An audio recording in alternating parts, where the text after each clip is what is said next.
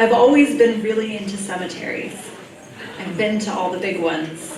Paris's Père Lachaise, the Lafayette in New Orleans, Buenos Aires Recoleta, the old Jewish cemetery in Prague, Hollywood Forever in LA. And I've explored more small and nameless cemeteries than I could ever recount. I'm what you'd call a tombstone tourist. I drag my friends to them while on vacation. I take dates and convince them that we'll have a great time. My interest isn't in a gothy way. It's hereditary. My father imbued in me this strange affection for necropolis. My first ever outing as a baby was a tour of our local cemetery, and our grave-trotting tradition continued well into my childhood and young adulthood, all the way up until his death. I grew up in southeastern Virginia, just a short drive from some of our country's oldest cemeteries. On weekends, my dad shepherded my sisters and me through the boneyards where our relatives were interred, just to say hi. It was better than a trip to an amusement park. We ran from mausoleum to mausoleum, peering through the wrought iron guarded cracked glass. We posed atop raised tombs and made colorful imprints of headstones with chalk. We skipped from grave to grave, but never atop them. Graveyard etiquette, or so my dad said.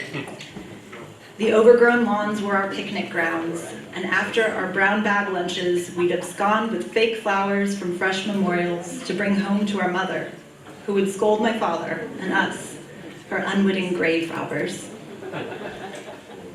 Sometimes my dad and I would set out to hunt for new graveyards alone. I loved when it was just the two of us. We'd fly in his Honda Civic down tree-lined country roads, our windows down, with a stack of cassette tapes on loop.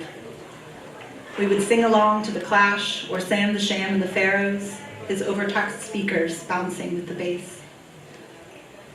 Whenever the journey's terrain was uninteresting, I would watch my father's thoughtful face instead.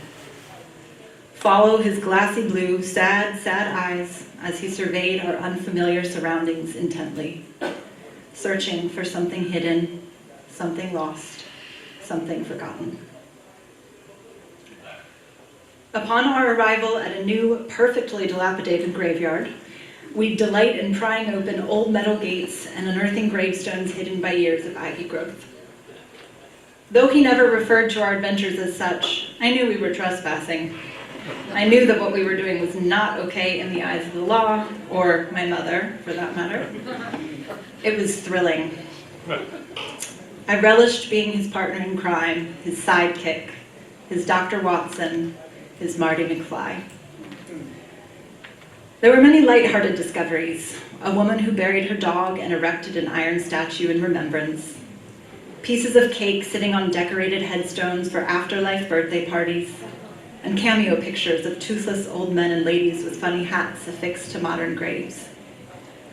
There were upsetting moments, too. Graves for stillborn babies and tombs that held children my age, forcing me to consider my own mortality far before any of my peers. There were confusing and devastating moments that elicited historical lessons, decrepit graveyards for the enslaved, monuments erected in memoriam of bloody battles, gardens dedicated to those who perished during various epidemics. Each headstone evoked its own unique curiosity and sadness. My equally captivated grave-walking partner felt it all too, in spades.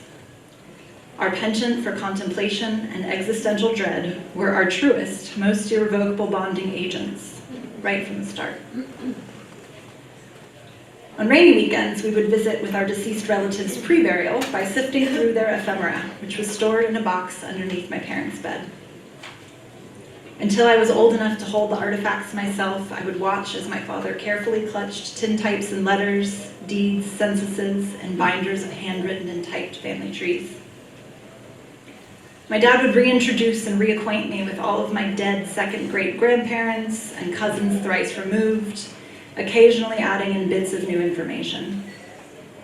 Depending on his mood, the stories could be comical, or they could be dark. This is your great-great-aunt Mary when she was your age. I think she looks a little like you. Mary and her two sisters were pretty wacky. None of them ever got married or had children. They all lived together, subsisting on a diet of bourbon and bacon, and Mary, she chain-smoked, 3 packs a day. He paused, plucking the hairs of his mustache as he was known to do when feeling particularly pensive, and resumed with his signature intensity. All 3 made it to 100, go figure. Each one passed right after another while the next in line mourned and waited for her turn. Her turn to face the inevitable end. If my father could offer me nothing about a particular ancestor, I would invent a story myself. Those stories, both real and imagined, became our secrets, revealed only to each other and then hid again inside the box underneath the bed. After his death, I inherited the box. I dragged it with me to my various college apartments, but I never opened it. After a while, I had entirely forgotten its contents, but I had not forgotten the way my dad handled each item, with both reverence and enthusiasm, like an ordained magician pulling rabbits from a hat. I left the box behind when I went to grad school. I told my mother it was too heavy to keep lugging around. I didn't tell her that I didn't think I could ever look inside of it again. The mere thought of opening it precipitated a debilitating, melancholic nostalgia, a specific disposition I had also inherited from him. I chose a school in New York City to get my master's in anthropology. I had decided I wanted to work in a museum, curatorial or collections work, any position where I was allowed to touch the objects and decide which things were the most important for the masses to see. One of my last courses required me complete an internship at a museum. Any museum would do. I chose a cemetery. Greenwood Cemetery in Brooklyn. Erected in 1838, it was a lush, sprawling park for New York City dwellers to picnic upon while living and be buried beneath in death. I argued its relevance. The cemetery was developing a fairly substantial assemblage of artifacts related to or belonging to their famous dead, and successfully convinced the dean of my program that as such, it was close enough to a museum. On my first day, I was met by the only other intern, a small, frenetic man with a thick Russian accent. He showed me around. That's where the people are buried, that's where the people are cremated, and that's where we work. He was pointed to a small building connected to the crematorium. The door to the crematorium was 20 to 30 feet from the door to my new office. You have 600,000 new coworkers, he chuckled as he looked out at the 478 acres of graves in front of us. The archives were uncomfortably cold to allow for the safe storage of hundreds of photographs, documents, and objects. The room contained the boxes underneath the beds of all of the cemetery's tenants. I would be archiving and cataloging them. I felt a unique sense of purpose in this task. I was the elected guardian of precious remnants of hundreds of lives. Their legacies would be made tangible, indelible, because of my work. I was proud, and I knew my father would be too. Though the proximity to the crematorium was a bit unsettling, even for me, it was exactly where I wanted to be. I took walks during my breaks to climb the hill to see the Statue of Liberty, to visit Basquiat, Leonard Bernstein, Boss Tweed, and the many unknown bakers, seamstresses, and garbage collectors buried in between them. Death really is the great equalizer. The grounds were beautiful. Plush sassafrasses, well-cared-for mausoleums tucked into rolling hills, and butterfly bushes sidled under shady oak trees.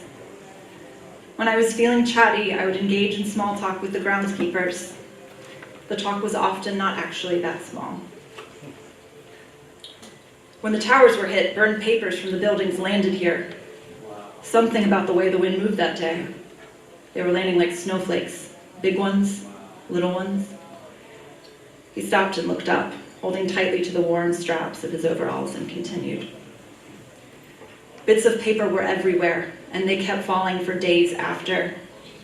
I have been paid to do a lot of weird things here, but that was the weirdest and the worst. Collecting all of the pieces of paper that wouldn't stop falling. Both of our gazes now glued to the sky, he trailed off. The clouds were moving fast above us, but nothing was falling now. I felt a familiar lump in my throat, but you can't cry at work, even if you work at a cemetery, so before the tears could surface, I told him I had to get back. Nodding to the office adjacent to the crematorium's actively smoking flue pipe, and he said, yeah, me too. Nodding to the forklift adjacent to the giant hole in the ground where someone's grandma would be buried tomorrow. Some walks led me past funerals where I would witness pastors praying loudly and new widows saying their last goodbyes.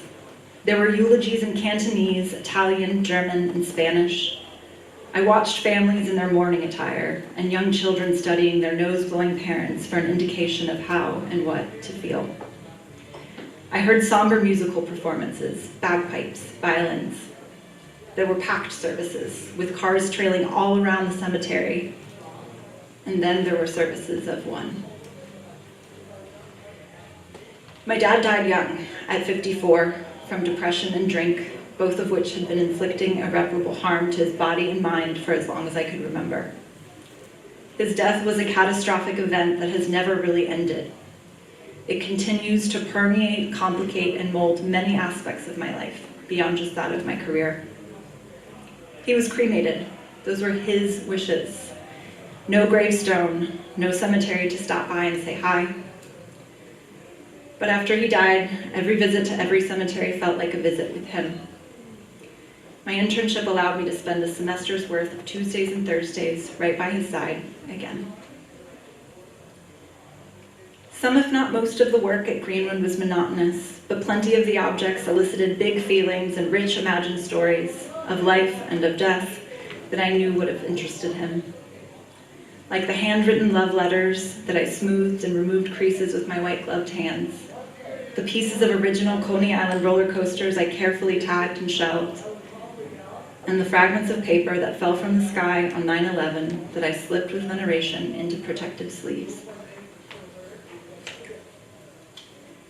Despite my personal, familial, and sentimental connection to cemeteries, it wasn't lost on me that I worked at a place of profound sadness for many who crossed its majestic gates. I was wholly aware that I worked above the remains of thousands of people who were once loved dearly, and some who were not loved at all. At the end of those Tuesdays and Thursdays, when my graveyard shift was over, I would close the door to my little office next to the crematorium, take the side fence shortcut to the subway, carefully walking around the graves and never a tap, just as my dad taught me, wave goodbye to the groundsman, and shake off the death as I re-entered the land of the living. Thank you.